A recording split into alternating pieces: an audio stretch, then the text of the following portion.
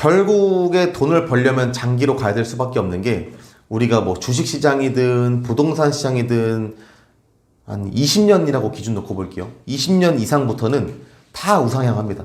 이 말이 뭐냐?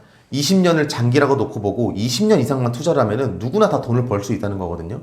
근데 이 사실에 대해서 저만 알고 있는 비밀이 아니라 여러분들 모두 다 알고 있는 사실이에요. 지금 과거에 그래프 보면은 1980년부터 주식시장 어떻게 발전해 왔는지 그래프 다 보실 수 있잖아요. 그럼에도 불구하고 장기적으로 투자하면 돈을 벌 수 있다는 걸 알면서도 이게 쉽지 않고 돈을 벌지 못한 이유가 뭐냐면은 자꾸 단기적으로 대응하려고 하는 태도 때문이라고 생각을 하거든요. 한번 3년 안에 큰 목돈 벌어야지, 5년 안에 목돈 벌어야지, 이런 생각으로 인해서 사고팔고를 반복하는 순간 장기적으로 진득하게 투자를 하는 사람보다 당연히 덜 벌 수밖에 없겠죠. 그리고 또 누군가는 예를 들어서 지금 누가 보더라도 앞으로 시장이 지금 경기 침체로 가고 주식시장 다 빠질 것 같다는 거를 누가 봐도 알 것 같아, 이런 생각으로 다 돈을 빼시는 분들도 있어요. 근데 돈을 뺐을 때 실제로 가격이 내려갈 수 있겠지만 다시 올라갑니다. 올라갔을 때 내가 올라가기 전에 타이밍을 잡을 수 있을까요? 절대 못 잡거든요. 그러니까 단기적으로 대응하려고 하는 분들이 통계적으로도 이제 투자가 실패할 경우가 많기 때문에, 정말 내가 이제 투자하겠다라고 하면은 그냥 좀 진득하게 그냥 장기적으로 보고 투자를 했으면 좋겠어요. 저는 그 장기 기준을 최소 20년이라고 생각합니다. 뭐 상황에 따라서 10년도 되겠지만 그래프상으로 10년으로 인해서 우하향하는 경우도 있거든요. 그래프 찍어보면은. 근데 10년 말고 20년 넉넉히 봐도, 예를 들어서 20년을 제가 얘기 왜 하냐면은 30살에 투자를 시작한다고 했을 때 우리나라 대부분 투자 좋아하시는 분들은 이제 연금저축 계좌 하나씩 가지고 계시잖아요. 연금저축을 꺼내 쓸 수 있는 기간이 55세부터입니다. 55세면은 30살 투자 시작해서 25년 뒤에 꺼내 쓸 수 있거든요. 근데 연금저축 투자하시는 분들은 다 25년 보고 투자하시는 거기 때문에 그 정도면 장기적인 투자고, 그렇기 때문에 세금 혜택 받으면서 나중에 저율과세 혜택 받으면서 연금저축으로 장기 투자하면 무조건 돈 벌 수밖에 없죠.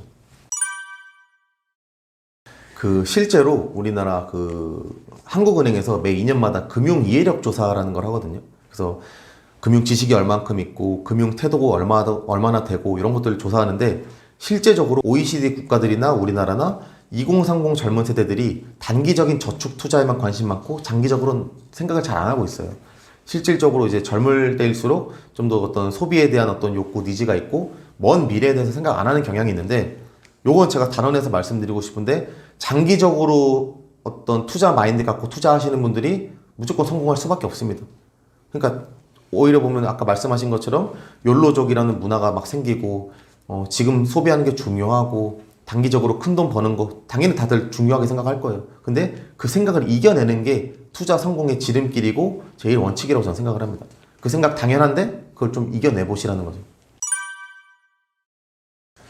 보험이라는 거는 사실 이제 도박이랑 공통점과 차이점이 있거든요. 보험과 도박의 공통점이 뭐냐면은 사행성이라는 거예요. 사행성이라는 것이 이제 우연한 사건에 의해서 내가 요행이 발생하는 걸 이제 사행성이라고 하는데, 뭐 보험이나 도박이나 우연한 사건에 의해서 돈이 발생하죠. 근데 다만 차이점이 뭐냐면은 도박은 그 위험에 대해서 본인이 스스로 위험을 자처하는 데서 발생하는 이득인 거고, 보험은 그 위험을 회피하다 못해 어쩔 수 없이 발생하는 그 위험 때문에 이제 보험금, 그러니까 요행이 생기는 경우라고 할 수 있는데, 사실 우리가 재테크 계획이란 걸 세우잖아요. 내가 뭐 3년, 5년, 10년, 20년 목돈 세우고 노후 대비하고 내가 지금부터 투자하면은 향후에 이만한 돈을 모을 수 있겠다, 이런 재테크 계획을 세우실 텐데, 이거에 대한 전제가 하나 있습니다. 이거에 대한 전제가 뭐냐면은 내가 어떤 불필요한 예상치 못한 지출 없이 안정적으로 돈을 모았을 때를 예상을 한 거거든요. 근데 우리가 살아가다 보면 인생이 또 그렇지만 않죠. 내가 몸이 아프거나 다쳤을 때, 또 부모님이 다쳤을 때, 혹은 내가 뭐 외제차를 박았을 때든지 큰 돈을 지출하게 되는 경우가 발생할 수밖에 없습니다. 그러면 이런 예기치 못한 지출에 대해서 우리가 어느 정도 큰 돈을 지출해야 되는 상황을 조금 무마하기 위해, 방어하기 위해 이 위험을 해지하는 것이 바로 보험의 기능이라고 생각을 해요. 그래서 예를 들어서 보통 보험 가입하신 분들은 다들 암 진단비라 해가지고 암에 걸렸을 때 내가 보험금을 많이 받는 이런 보장을 하나씩 갖고 계실 거예요. 근데 대부분이 우리가 암에 걸리고 나면은 뭐 치료하거나 수술하고 입원하는데 큰 비용이 발생할 거라고 생각을 하는데, 실질적으로는 그렇지 않거든요. 왜냐하면 우리나라에는 이 산정 특례 제도라고 있어서 중증 질환자 대상으로 최대 95%까지 국가에서 지원을 해줍니다. 건강보험공단에서. 그래서 뭐 예를 들어서 암에 걸렸다. 치료비 한 4천만 원 나오는데 이 중에 95%를 국가에서 지원해주면은 대략 우리가 부담해야 되는 돈은 한 200만 원 수준밖에 안 됩니다. 심지어 이것도 뭐 실비 청구하고 하면은 돈이 더 깎이겠죠. 그럼에도 불구하고 우리가 뭐 암 진단비 뭐 3천만 원, 암보험 왜 이렇게 드냐?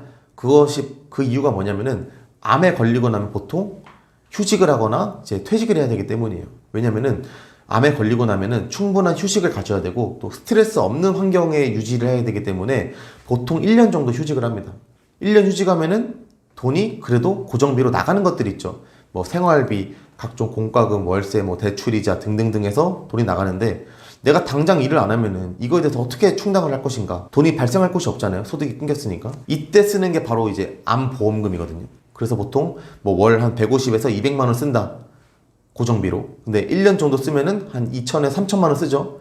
이때 한 3천만 원의 암보험금 있으면은 요걸로 생활비를 충당하는. 그러니까 즉 제가 드리고 싶은 말씀이 뭐냐면은 부자들은 사실 암에 대한 니즈가 없을 거예요. 왜냐면 유튜브에서도 보통 보험 필요 없다라고 하시는 분들 공통점이 돈이 많으신 분들이거든요. 왜냐면은 내가 암 걸려서 생활비 유지할 게 없어? 다들 있거든요. 뭐 1년, 2년 내가 충분히 휴식 갖고 요양할 돈을 충분히 마련하신 분들은 보험 들 필요 없습니다.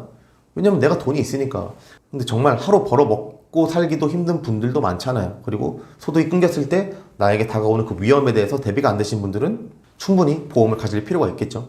그런 점에서 보험은 또 효용이 있다라고 저는 말씀드리고 싶어요. 이 영상을 처음 딱 썸네일 클릭하고 보신 분들은 아, 내가 어떻게 하면 젊을 때 큰 돈을 벌 수 있을까? 그 투자 노하우나 저 사람 생각을 들어봐야겠다라고 오신 분들도 많으실 거라고 생각을 해요. 근데 제가 지금 이제 재테크 책을 쓰고 어떤 강연을 나가든지 컨텐츠 만들 때 하는 말이 뭐냐면은 단기간에 큰 돈 버는 목적이 아니라 궁극적인 재테크의 목적, 안정적인 노후 대비의 길은 어떻게 할 수 있는가? 그에 대한 재테크 방법에 담아서 전 얘기를 하고 있고 심지어 책 내용에도 애초에 큰 돈을 버는 목적보다는 그런 안정적인 노후 대비에 대한 내용이 있습니다. 드리고 싶은 말씀은 뭐냐면은 물론 제가 과거에 어떤 그 투자 포지션을 잘 잡아서 큰 돈을 번 건 맞지만 저는 여러분들께 이거는 제 성공담이 아니라 실패담이라고 좀 말씀을 드리고 싶거든요. 그렇기 때문에 제가 책을 썼을 때도 신입사원인 나에게 해줄 수 있는 말, 정말 올바른 재테크는 무엇인가에 대해서도 좀 여러분들께 역설을 했던 이유이기도 하고요. 그래서 재테크에 대해서 여러분들이 본질적인 물음에 대해서 한번 생각해 보셨으면 좋겠어요. 당연히 직관적으로 뭐 큰 돈 벌어서 내가 돈 벌어서 뭐 좋은 차 타고 한강뷰 보이는 아파트 살고 이런 거 좋겠지만 내가 궁극적으로 돈을 모으는 목적은 결국에는 내가 안정적인 노후 대비 위한 길이다. 요거를 좀 명심을 하시고 이것만 하나 여러분들이 좀 세팅을 해놔도 그 다음부터는 가지치기거든요. 그러려면 어떻게 돈을 모을까 하다 보면은 그러다 보면은 뭐 단기간에 큰 돈 벌어서 플렉스 해야지 이게 아니라 내가 좀 더 안정적인 미래를 위해서 체계적인 미래를 위해서 돈 벌어야겠다. 요 생각을 좀 가지실 수 있지 않을까. 그런 좀 당부의 말씀을 좀 드리고 싶습니다. 앞에 말씀드렸지만 제가 책을 썼던 계기도 내가 돈을 벌고 나왔는데 내가 재테크에 대해서 정말 잘 알고 있나? 라는 생각이 들었던 거죠. 왜냐면은 당시에 이제 사회적인 문제로 영끌족, 비투족 문제가 됐을 때 저도 사실은 영끌 비투족이었거든요. 근데 그나마 그 사람들과의 차이점은 내가 2, 3년 정도 좀 더 빠르게 투자를 했기 때문에 큰 돈을 벌 수 있었다라는 생각인 거고 그 당시에 제가 막 투자에 어떤 좀 철학이 있었고 정말 투자에 대한 관심도 많고 재테크를 너무나 잘 해왔던 시기였다면 이런 생각 안 가졌을 것 같아요. 근데 당시에는 좀 어떤 뭐 이것도 나름대로의 투자 인사이트라고 할 수 있겠지만 장기적으로 우상향할 거라는 믿음 하나로 그런 투자를 했던 거고 재테크적으로 아무 지식이 없었기 때문에 좀 실패담이라고 말씀을 드리는 거죠. 그래서 저는 이런 말씀 드리는 게 뭐 코인 투자 이제 하지 마라, 뭐 단기간에 큰 수익 투자 하지 마라 이런 말씀 드리는 게 아니라 기본적으로 우리가 최소한 가져가야 되는 어느 재테크적인 지식이나 세팅을 해놓고 투자를 했으면 좋겠다고 말씀을 드리고 싶어요. 이미 좀 시간이 지나가지고 저는 지금 당시에 퇴사를 했잖아요. 퇴사를 하고 나서 한동안 아무것도 안 했습니다. 정말 퇴사하고 앉아가지고 한 2~3시간 멍 때리는 게 일상이었거든요. 근데 그러다 보니까 내가 왜 살지? 사실은 이런 근본적인 물음까지 막 가더라고요. 그러다 보니까 좀 삶에 당연히 이제 삶에 어떤 목적이란 게 있어야겠구나, 어떤 희망이란 게 있어야겠구나라는 생각이 들었고 그래서 지금은 또 개인적으로 사업을 또 열심히 하고 있고 심지어 이제 재테크 이런 강의도 많이 다니면서 콘텐츠도 만들고 있고 돈 많이 벌었다고 끝나는 게 아니라 그 다음에 내가 어떤 넥스트 스텝을 밟아야 될지 이런 목표를 계속 꾸준히 가져가는 게 제일 중요한 것 같습니다. 단기간에 큰 돈 벌어서 어떤 플렉스 하는 것도 좋지만 말씀드린 것처럼 재테크의 궁극적인 목적은 안정적인 노후 대비다. 요거를 하나의 큰 그 주제로 삼고 여러분들도 계획을 한번 세워보시면은 지금 생각했던 어떤 목표, 그 다음에 그걸 달성하는 과정이 조금은 바뀌지 않을까 말씀을 좀 드려보고 싶어요.